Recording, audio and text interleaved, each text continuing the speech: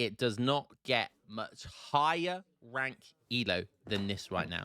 We have Phoenix playing as his signature Brits, who is currently ranked number 2 with 2,350. That's 2,350 elo. But coming in at rank number 1 right now is JulianK, who is ranked number 1 by a clear mile right now. He's like 45 elo in front. He is literally 2,395 elo. 5 more elo. 5 more elo is all he needs to get into 2,400 elo. And I believe he will be the second person to do so to get to 2,400 elo. However, I think the first person to do it, and probably the only person to do it, was Revnak. But he did that at a time when Italy and USA were OP busted, and all he did was play those civs. So I think if Julian does it, he'll be the first player to do it in a like a realistic, fair sense of playing lots of different civs as well. And currently, though, he's on this bandwagon of playing pretty much exclusively Ethiopia right now. I know there was I think Soldier was trying to main Ethiopia for a while, and I don't know how well he did. Some people were saying he couldn't really make it work and stuff. But JulianK is on a mission right now to show them how it's done. And believe me, I'd be in the same position as Soldier. I couldn't bloody make Ethiopia work. So we'll see if Julian, ranked number 1 right now, can do it. I love how there's the rank number 1 it's changed hands a few times very, very recently. So there's Age of Empires 3 right now is really competitive at the top level. Finally, we're in a position where the balance right now, there isn't like a super OP busted civ which can just like clearly get you to rank 1 like the USA. Before that, Italy. Before that, the Africa civs. Before that, it was, Mexico released. Before that, it was Sweden. You name it. Which is really, really good to see. So let's see if Julian Brits at an extremely strong civilization right now. 2 of the top players in top 5 really are maining this civ right now, and maining it for good reason. But Africa, definitely one of those civs which, both Africa civs go under the radar. They're probably the 2 least played civilizations on the ladder, along with Haudenosaunee, I believe. And let's have a look at the deck right now. Nothing out of the ordinary. I don't think. What's that card there? Okay. Interesting that he has the Somali allies, because that card got nerfed. I think it used to give like 14. It used to literally give 14 Somali Issa warriors, which was kind of insane. And that definitely got nerfed. I love how the Aban's whacking a wolf there and picking up a treasure, as is his hero at the same time. 2 sheep. Great treasure for Africa civs because of the livestock trade.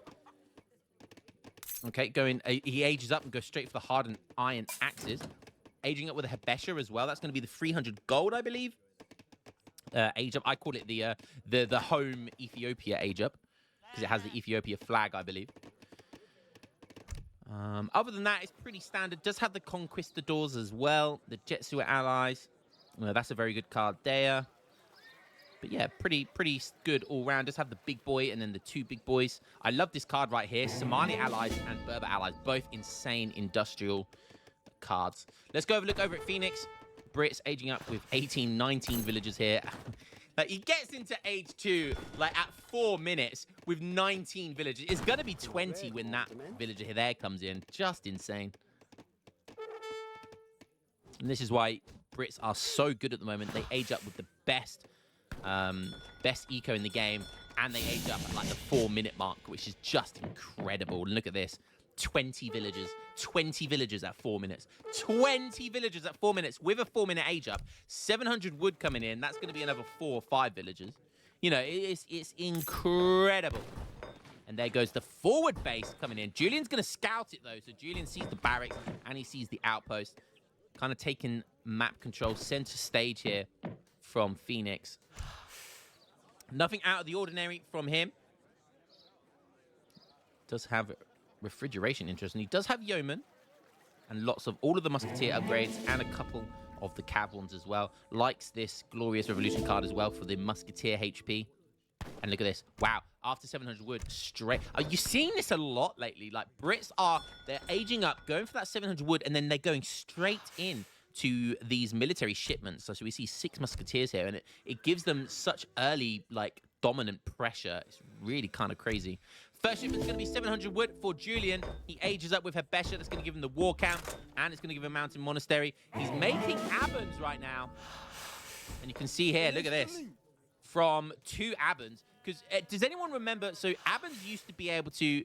So with the Abans, you used to be able to batch train them, and you could literally like batch train 5 Abans the moment you hit age 2, and it was that's like 6 or 7 villagers on coin, and you know it was incredible, absolutely incredible. It looks like a villager went down there. Wow, very nice play. Unless oh no, the villager moved. Wow, that was a. No, maybe a villager did die there. I'm not sure. We'll have to look at the stats at the post game. He's made 5 Shotter Warriors, essentially like a Cav, you know, a Cav semi build here, opening up with cavalry. The 700 wood's going to pay for another war camp as well. That's interesting. It's also going to pay for snares. Second shipment is going to be the 700 tokens of influence. Interesting. Guess Kenya versus Musketeers right now. These guys being a nuisance. And look at this. Look at this. Has 4 Abans right now. He can make 5. I think he can get another one. Let's have a look what it says here. Yeah, he can get 5, so he can get a 5th one. He's going to run into Buck the Tame Wolf over here. He charges after it as well. So nice play by Julian here, just distracting these musketeers, having to kind of run around the map here to try and catch him. He's actually going to send all of these musketeers just to try and catch these Shotter Warriors. No, he can just give them the old switcheroony here. So that's what the 700 token pays for. It gives him the 5 cannoneers, which cost 500 influence. And they do just run back straight away. Genius play here by Julian. He's going for that 5th Aban as well. And this is why their eco is so good. Because they essentially try and get 5 Abans really, really early on. They've got, look at the livestock as well. They've got this livestock influence build going on here. Look, he's got a Zebu Katu, which he just sold. Just probably gave him like 300 resources in wood or coin. And it's just incredible because the Aban batch train got nerfed, so they can't batch train them anymore. They can only build 1 at a time. But you can see here with the double monastery, it doesn't take that long to get them anyway. So it wasn't that much of a crazy nerf. But it looks like it's go time. The 6 longbows has come in for Phoenix here. Buck the Tame Wolf is involved as well. How's it going to go? The cannon is popping at the perfect time here. They are like mini Abbas guns, and they're going to murder these musketeers. Gas Kenya's doing really well here. Even the Abbas getting in there, you saw them soaking up so much damage. He doesn't even lose 1 Aban, and don't forget, Abans can heal each other. What an insane fight there for JulianK. The scores are still very, very close. Actually still in favor for Phoenix. And we've got these Shotter Warriors running around the map. Whilst all of this is going on, those Shotter Warriors are just running around the map, trying to do some raiding. Look, he's batch training another 10, almost 10, another 9 Shotter Warriors here. And then he's going to follow that up with 700 coin. He's put most of his villagers onto food, so probably going to be looking at aging up here. I love how those musketeers just gave all of these guys the massive slip there. Somehow squeezed him out. Julian, a taste of his own medicine there with the Shotter Warriors giving them the slip. Has to sacrifice a couple of units there, but the Shotter Warriors, look, just going to snare them here, keep them busy whilst the Abbas guns come in and wail on the damage. And already this is looking so insane for JulianK here right now. The score, there's 90k score in it. Julian at a 90 score deficit, but he's definitely got the tempo and composition advantage. In comes Kebra Nagast, which is going to be the fast age up tech. So he does look like he is prepping to age up now. He's going to be able to age up fast as well, thanks to that tech. It does cost 450 influence, but he's got plenty of influence right now. The Abans are producing 0 influence, so he's literally put the Abans on pure gold production. So you can see here, Abans gather at 0.86, whilst the village gathers at 0.72, and that's with upgrades as well. So yeah, Abans kind of insane, right? 5 Abans worth, what, 6 villagers on coin? So, yeah, pretty damn good. You got these mountain monasteries as well, which, is, again, is worth another Aben. And you get these free with each age up. So, yeah, Ethiopia's eco is pretty damn insane. You got that Abbas gun shipment as well, which is so good. It's basically like shipping 5 Abbas guns in Age 2 for like 400 coin or something. It's just insane. It's just insane.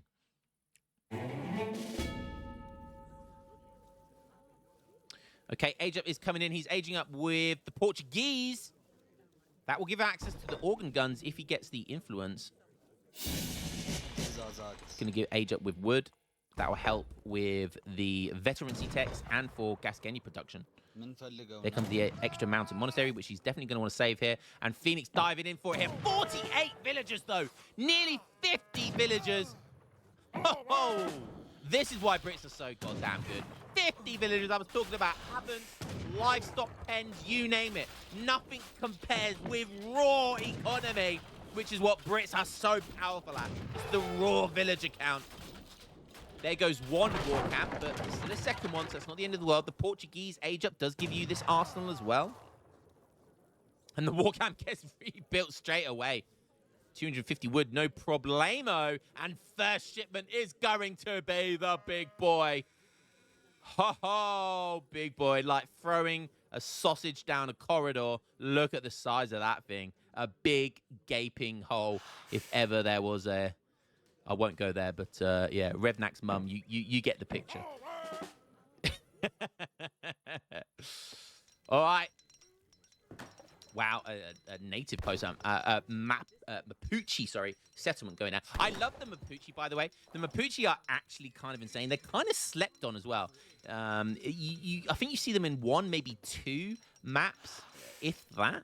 On the ranked ladder right now. This is one of them. And the Mapuche, the reason why they're so good, think of like a Nootka pikeman, like the Nootka clubman, but it has an area of effect. Yeah, that's the Mapuche. They have an area of effect. So, yeah, they're kind of like doppelsodners, like fast-moving dops. Not quite as powerful, of course, but yeah, they are very, very good. They're very expensive, though. Very, very expensive. Be cool if we get to see them. But this Sebastable mortar is going to be a problem. It would be good to see Julian. He could even bring up a couple of these Abens to come up here and heal the Sebastable mortar. Phoenix waiting for Team Grenadier Guards come in here. Yeah, you can see here, look, 100 food and 65 wood. That's very, very expensive.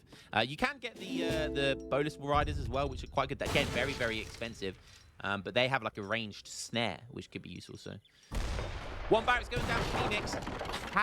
He's going to have to rely on cavalry here to try and snipe the Sebastable mortar. But that is not going to be easy with all of these units here. There's elite Neftenia, there's elite Geskenia, and there's elite Shotter Warriors. All 3 of them get upgraded with 1 veterancy tech, I believe, which is kind of insane.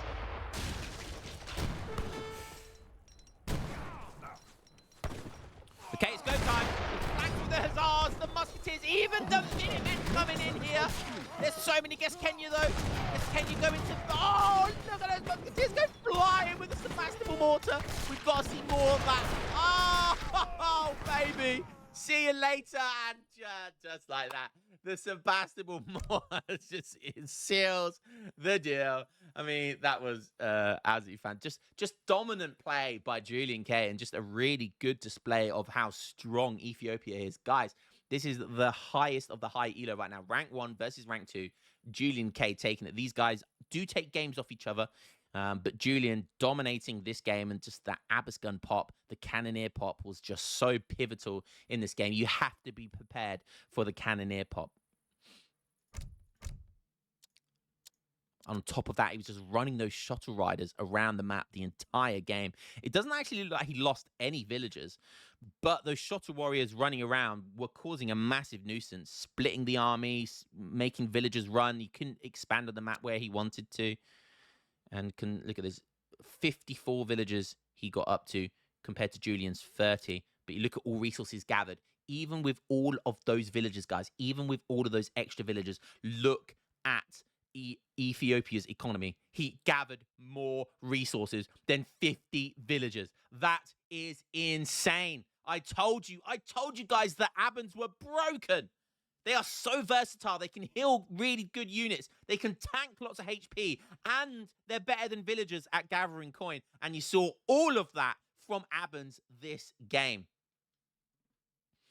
Well, it was a fun one. And it was a crazy one. Guys, stop sleeping on the Africa civs. Pick up these civilizations. Play with them. Have fun with them. They are incredible. We've seen a rise in that Hauser main player who reached like 2100 elo. And now we're seeing Julian play single-handedly get to the top of the ladder, playing only Ethiopia right now. It's incredible that Africa civs are being slept on. Hope you enjoyed that one, guys. And I'll catch you in the next game. Peace.